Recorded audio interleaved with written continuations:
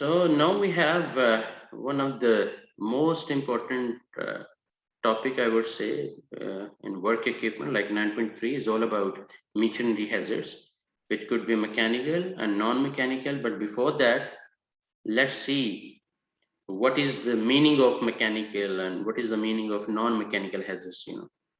Like contact with or being caught up by moving parts is called mechanical hazards.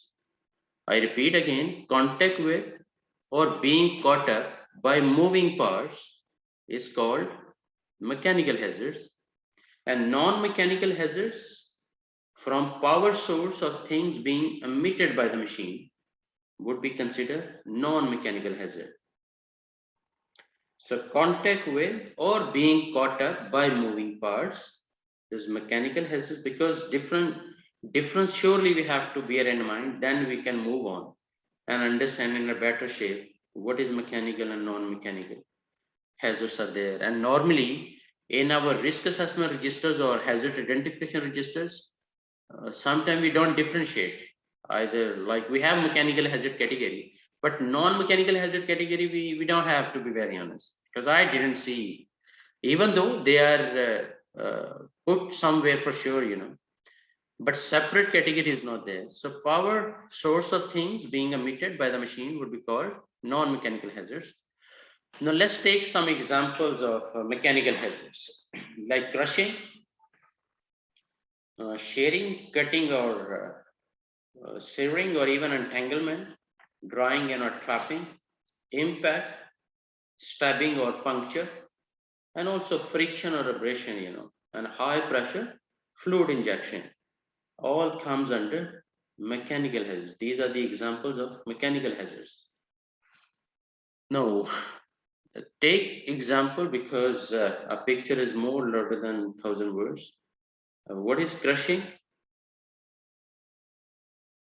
That means hydraulic energy is involved there, or some sort of mechanical energy, in other words. And the person is trapped actually and crushed in between. Shearing, very straightforward example. Cutting or severing, these are mechanical hazards. Entanglement, that is why the loose cloth is not acceptable, especially if you are operating some tools or machines or equipment. Even anywhere within our plants is not acceptable to have loose clothing. Drawing in or trapping, and if you go back, several incident and accident happened because of trapping.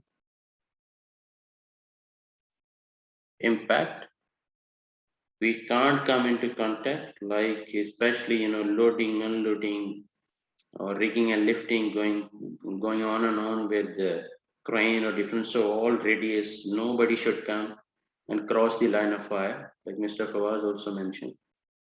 So line of fire have to be considered in every process, in every activity. So especially in high hazardous industries, the impact.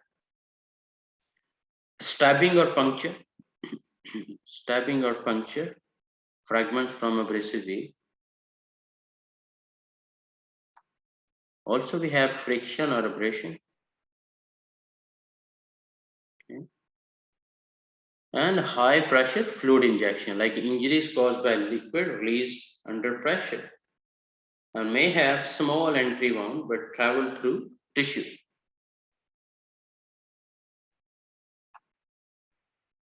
Now we have one group exercise. What are the non-mechanical hazards which are associated with machinery? Mechanical hazards we discussed, we have seen through pictures, some examples. Now it's kind of a group exercise. What are the non-mechanical hazards which are associated with machinery? Over to you, please. Any one of you want to highlight non-mechanical hazards examples, especially associated with the machine? Yes, please. what are the non-mechanical hazards which are associated with the machine? One of the example, yeah, please. Yes, Mr. Fawaz.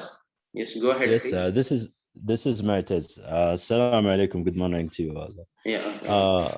Some of the non-mechanical hazards, I believe, will be related to the extreme temperature, whether if it's Excellent. cold or Mhm. hot, and it might be the noise of the machine itself if Absolutely it's right.